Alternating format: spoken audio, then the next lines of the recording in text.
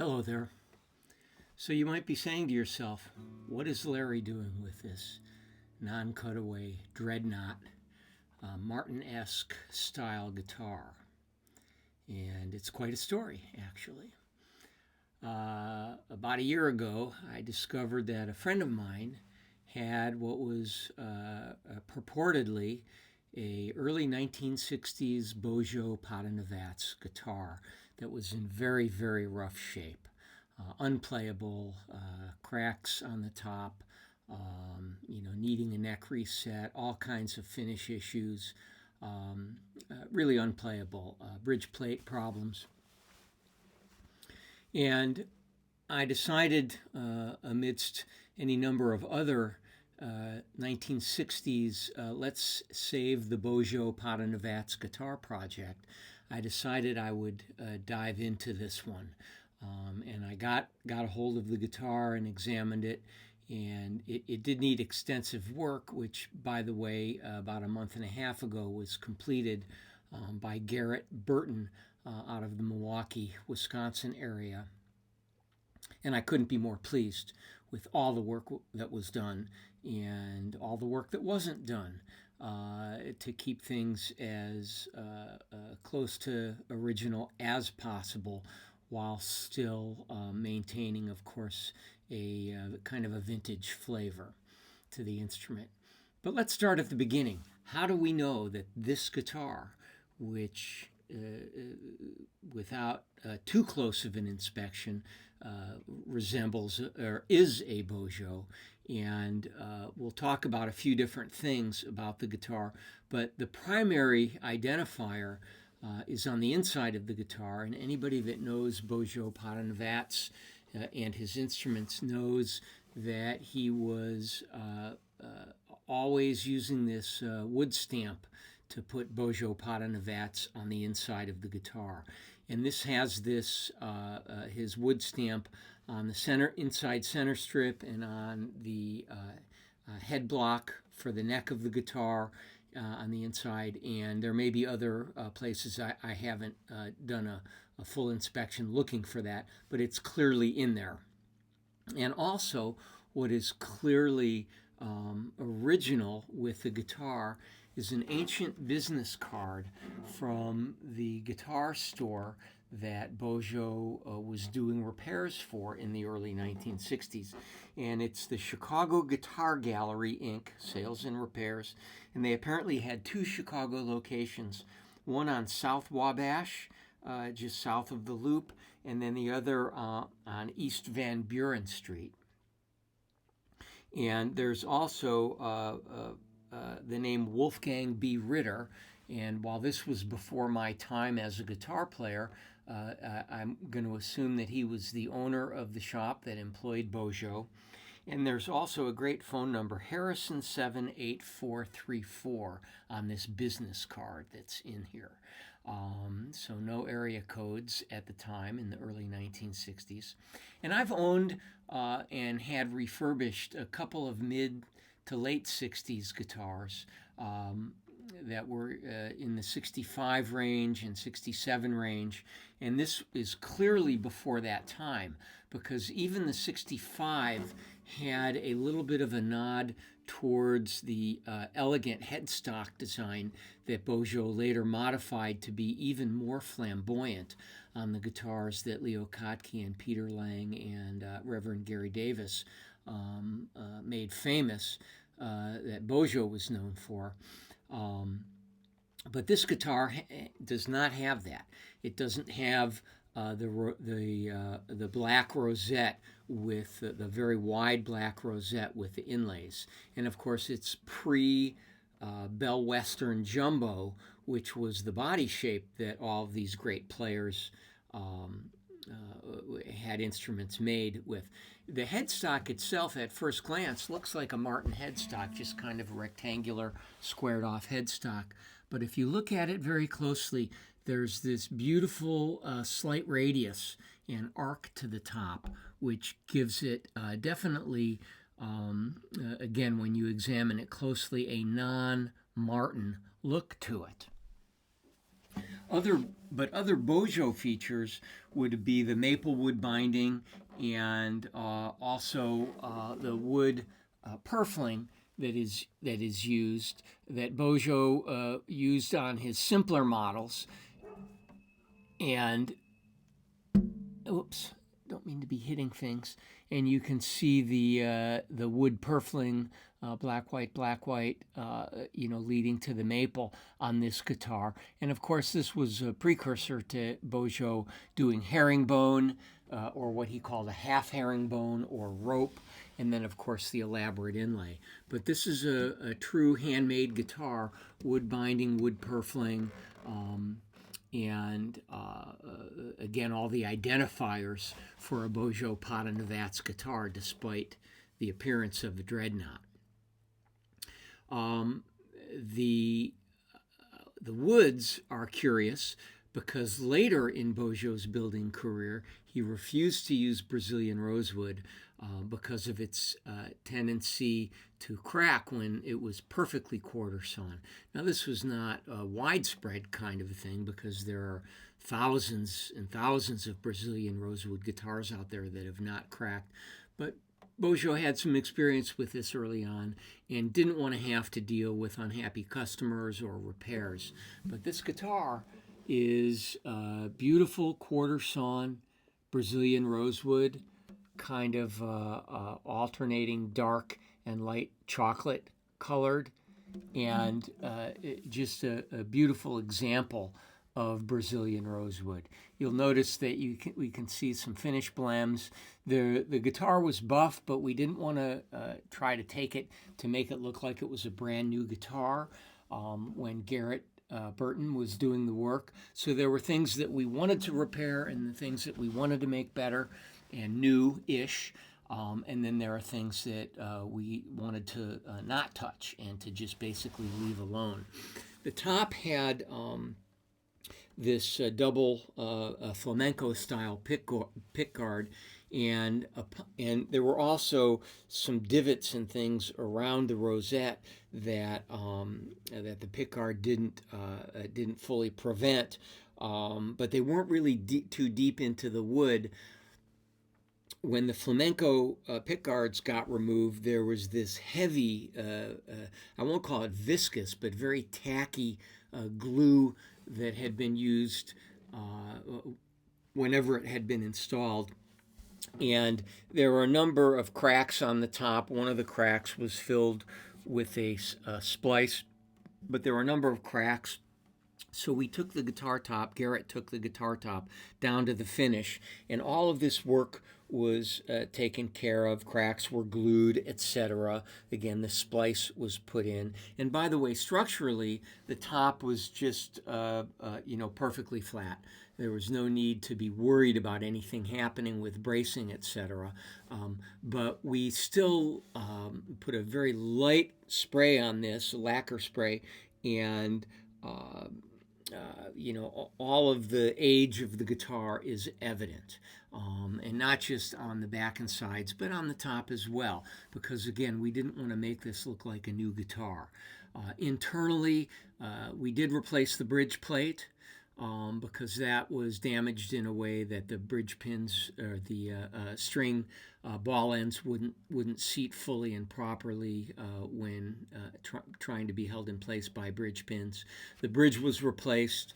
I'll talk about that in a little bit. The neck was reset, and while the neck was off, we had done an x-ray of the guitar prior to the guitar being taken apart, so we knew that we could get the neck off, because Bozo on some slightly later guitars embedded the truss rod not only in the neck but in through the neck block itself. And one of the ways to get that neck off, that kind of a neck off the guitar, is just literally saw the neck off. And we didn't want to get involved in a crazy neck reset situation. Luckily, the non-adjustable truss rod was just more of a standard for the time rather than Bozo's extension of it into the neck block. So we were able to get the neck off. Garrett was able to get the neck off somewhat easily. It was not a beautiful thing in there. It was a little bit ugly, but he made it work.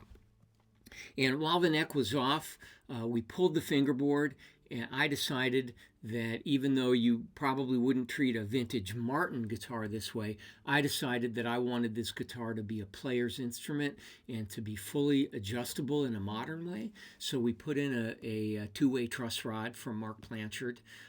Makes the best truss rods in the business and one of the finest guitars on the planet. But we put in a Blanchard truss rod, double-acting truss rod, put the thing back together, Evo frets for fret wires, so the guitar should never need any fret work in the life of any owner of a guitar of this kind. The headstock, as I showed the close-up, is also Brazilian headstock head plate, and mahogany neck, beautiful mahogany neck that we decided to finish in a French polish to give it a kind of a bit of a vintage feel. Luckily for me and for everybody, this guitar, the back of the neck was not all dinged up. I don't like guitars where you're feeling something constantly under your left-hand thumb. And this guitar didn't really require any repairs or work in that regard, so it was just able to be refinished as a part of the restoration. And it's got original Grover tuners that are fully functional. They could be replaced with a modern tuner, but they are fully functional. The bridge, of course, resembles, it's a new bridge, but it resembles the Martin style from the era.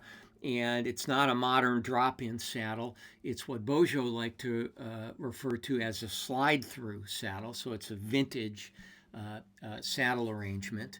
And he called it a slide-through because when he was adjusting the action on the guitar and making things perfect, instead of having to take the strings off to pull the saddle out, of course, you just loosen the strings and it slides through, and you can take it out that way. With the neck reset and all the other work that was done, the action is just perfect. The guitar is set up just the way you would want it to be, with a very nice tall saddle. There's plenty of saddle, but this guitar has been through the ages and is not likely to stretch. The sides are not likely to warp much more, but if that were to happen and more adjustments were needed, there's plenty of saddle showing. The guitar is just at 2/30 seconds on the treble side and a hair over 3/30 seconds on the bass side, so perfect for just about any style of playing. So it's set up very well, and again, based on Garrett's expertise and the neck reset, etc. From a playability standpoint, and when I say playability, I approach this as more of a fingerstyle player. This guitar is very unusual for an early 60s instrument. It's got a full 1 3/4 nut width, and also the E to E bridge spacing at the bridge pinholes is nearly 2 3/8 wider than 2 5/16. And this places this firmly in the realm of wide enough, beautiful wide spacing for right-hand fingerstyle playing. And people that know my maniacal approach to the whole geometry of this arrangement of 1 3/4 or a little wider and this wide bridge spacing know that one of my hot buttons is having fingerboards taper a bit wider with the wider bridge spacing of the strings, so that the 2 E strings are not hanging over the edge of the fingerboard. And in fact, this fingerboard and neck does exactly that. And so in a lot of regards, it's as good or better than many guitars that are modern and purported to be fingerstyle guitars. There's a good distance between the high E and the low E, but especially the high E and the edge of the fingerboard. If you want to do a nice side-to-side vibrato, you can do that without fear of pulling the string off the edge of the fingerboard. And so that kind of ties into the beautiful playability of the instrument. Especially in the fingerstyle realm, someone that wants to be an expressive player. What does the guitar sound like? Bozo is known for his unique sound that is not only unique to him, but unique to anybody that looks inside of his guitars and sees this massive bracing and the formulas that he developed back then to create his signature sound. And this guitar has all of that. It's a big, broad Bozo sound. And I think that the Brazilian Rosewood contributes, however, quite a bit to this pinpoint string-to-string clarity, the brilliance of what's happening from string to string, that it makes me kind of wish Bozo had built more with Brazilian Rosewood later in his career, 70s, 80s, and when he began building again in the 90s and well into the 2000s. Those would be some instruments that might be kind of unrivaled, unparalleled. But this has its own sound based on what Bozo built, but also the Brazilian Rosewood.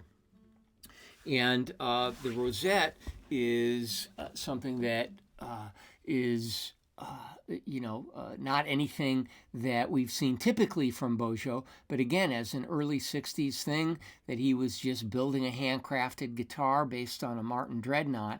It's kind of a beautiful pearl treatment, and then it's got the typical purfling lines, and these are all wood. It looks like maple and ebony.